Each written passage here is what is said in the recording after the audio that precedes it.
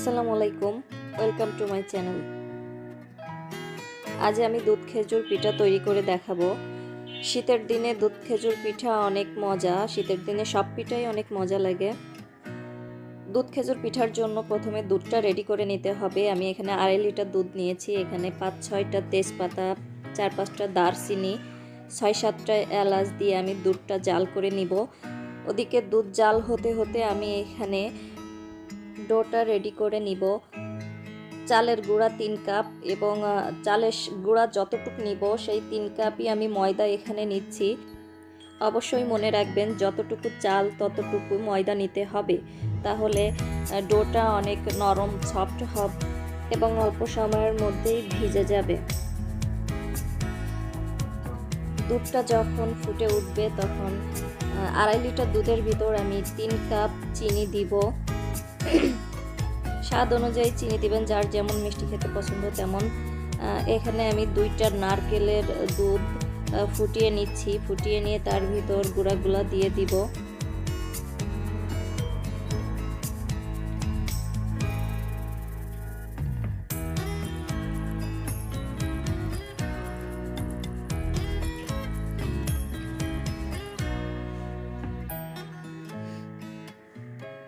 গরম থাকতে ভালোভাবে নাড়িয়ে মিশিয়ে নিতে হবে।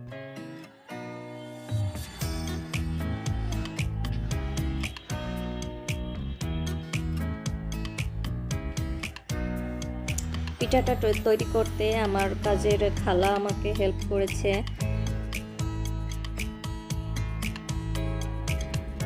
এভাবে একটা একটা করে সব পিঠা তৈরি করতে হবে।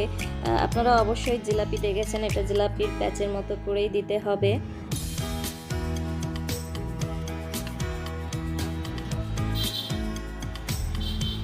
দেখুন কত সুন্দর হচ্ছে পিঠাগুলা। এটা দেখতে যেমন সুন্দর তেমন খেতেও অনেক স্বাদ লাগে।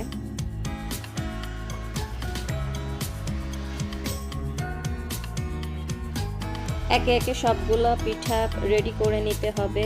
সবগুলা পিঠা রেডি হয়ে যাবার পর এটা সুন্দরভাবে তেলে ভেজে নিতে হবে।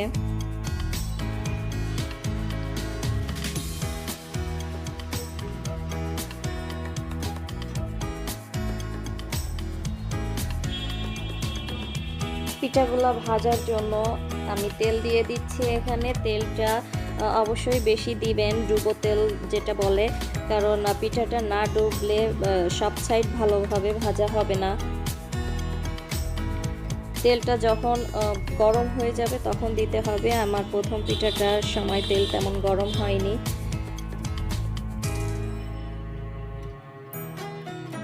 সবগুলা পিঠা একে একে দিয়ে ভেজে নিতে হবে। যখন পিঠার কালার চলে আসবে, হালকা ব্রাউন কালার আসবে, তখন পিঠাগুলা উঠিয়ে নিতে হবে, কারণ বেশি ভাজা হলে সেই পিঠাগুলা আবার দুধে ভিজবে না।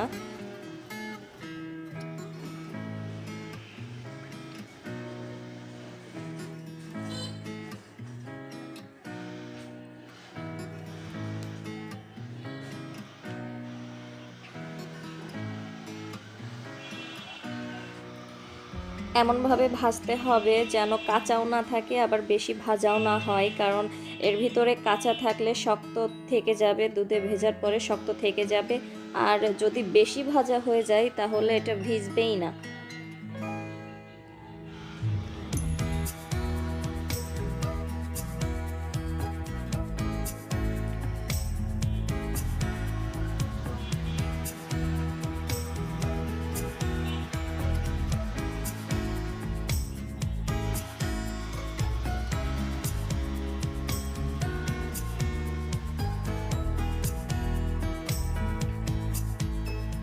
আপনারা দেখে বুঝতে পারছেন কেমন ব্রাউন কালার আসছে। গোল্ডেন ব্রাউন কালার আসলে যখনই আমার পিঠাগুলা ভাজা হয়ে যাবে, ভাজা হয়ে যাবার সঙ্গে সঙ্গে এটা দুধে ভেজাইতে হবে। এটা ঠান্ডা হয়ে যাবার পরে দেওয়া যাবে না, তেল থেকে উঠিয়েই দুধের ভিতর দিয়ে দিতে হবে। দেখুন পিঠাগুলা কত সুন্দর হয়েছে। পিঠার তৈরিটা পছন্দ হলে অবশ্যই সাবস্ক্রাইব করতে ভুলবেন না।